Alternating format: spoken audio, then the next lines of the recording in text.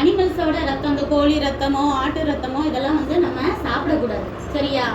ஏன்னா பைபிளில் வந்துட்டு ரத்தத்துல தான் உயிர் இருக்குன்னு போட்டிருக்கு. இப்போ ஆக்சிடென்ட் ஆயிடுச்சு, அப்போ அவங்களுக்கு என்ன செய்வாங்க? ரத்தம் தான் ஏற்றுவாங்க தெரியுமா? ஹாஸ்பிட்டல் போனோன்னு என்ன கொடுப்பாங்க? அவங்க உயிரை காப்பாற்றணும்னு ரத்தம் தானே ஏற்றுவாங்க.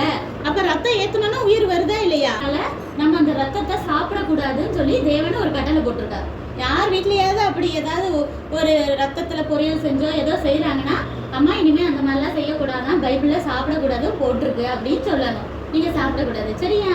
ஏன்னா என்கிட்டயே ஒருத்தவங்க வந்து, நான் ஒருத்தவங்க வீட்டுக்கு போயிருக்கேன், அவங்க திடீர்னு கொண்டு வந்து எனக்கு சாப்பாட்டில் நான் சாப்பிட மாட்டேன்னு தெரியாது அவங்களுக்கு, திடீர்னு கொண்டு வந்து அந்த ரத்தம் இது பொரியல்னு சொல்லி வச்சுட்டாங்க. எனக்கு தான் ஒரே அதிர்ச்சியாக இருந்துச்சு. ஐயோ, நான் இதெல்லாம் சாப்பிட மாட்டேன், எனக்கு தேவனுக்கு எது பிடிக்காதோ அதை நான் எனக்குமே சாப்பிட்டதே கிடையாது அப்படின்னு சொல்லிட்டு எடுத்துருங்க அப்படின்னு சொன்னேன். அவங்க மட்டும் நான் வேணா எடுத்து ஓரமாக வச்சுருட்டேன் அப்படின்னு கேட்டேன்.